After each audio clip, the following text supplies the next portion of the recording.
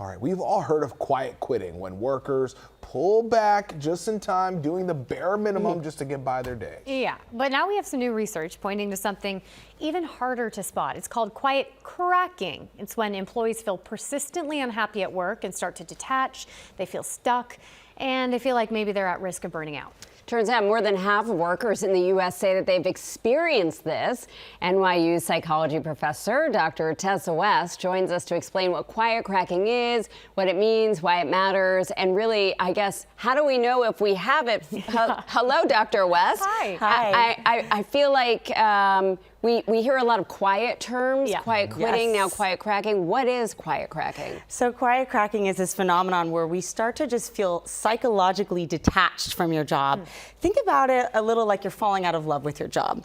The things that used to motivate you to get up in the morning, to actually care to go to work, to motivate you to do well, just aren't doing it anymore. And I think what we see is when people stop caring, they start performing worse at work, and they simply don't even really care that they're not performing very well at work. They're very cynical about this whole kind of process of doing well, moving ahead, actually climbing up the corporate ladder.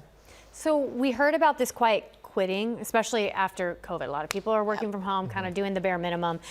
Do you think this led into quiet cracking, or is it kind of the flip of it? I think quiet cracking is sort of the precursor to quiet quitting now. We love the word quiet, and I think there's a phenomenon. I do everything loud. I don't do anything quietly for what it's worth in the workplace. I think there's this withholding of talking about things and withholding of actually talking about it in the workplace with our bosses and with our colleagues.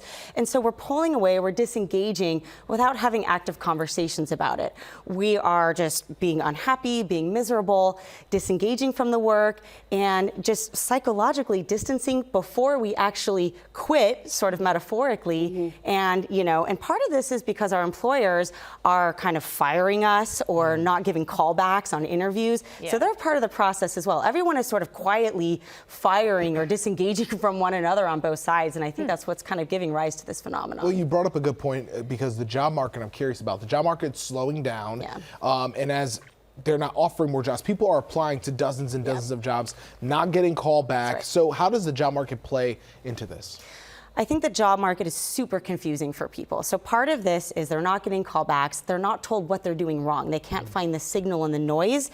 But a bigger problem is there's so much uncertainty right now about what one ought to do to get ahead. So last year we were told that if you're an engineer, you're going to get a job. Now we are told that if you're an engineer, AI is going to take your job. And so we have no idea what that path ought to look like. Not only sort of like what jobs we should apply for, but what career paths we should take. And so people are just sort of like randomly applying for things and trying to figure out what should work, and they have no idea what's going on. And it's leading to this phenomenon that we call learned helplessness in psychology. No matter what I do, nothing works. So I might as well just sort of throw my hands up and give up. Which is so demoralizing. So I'm wondering, it seems like it's a two-way street. Employees could maybe address these issues with their managers, but the managers maybe are not empowered to give them a better job, move them up the ladder, give them a raise, not empowered to see them as employees. So what would you say, how do we address the struggle? Should it be the management, or should it be up to the employees? I think it's both, but I think one huge piece of this is that there are weaker interpersonal relationships at work than we've ever seen before. So managers are not trained on how to manage, on how to be good leaders, and people are not trained on how to ask for those things out of their managers. So one of those big things we could do are build those stronger interpersonal relationships at work, teach people how to ask for and give better feedback. And then I think also people need to see a path forward within the company. They need to define what your future looks like.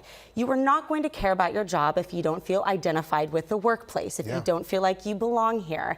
And then I think a huge piece of this is reducing uncertainty at work. If we don't feel like we know what's going on behind the scenes, we don't feel like things are transparent, we're going to feel stressed and anxious all the time.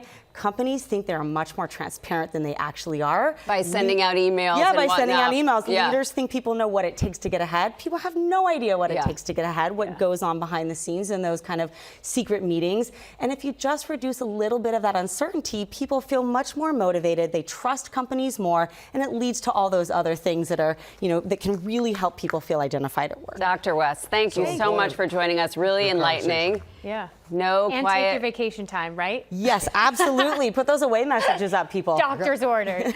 Yeah. Thanks, Dr. West. No quiet anything here. I don't know why We're like Danny. We're loud. Thanks so much. Thank you so much.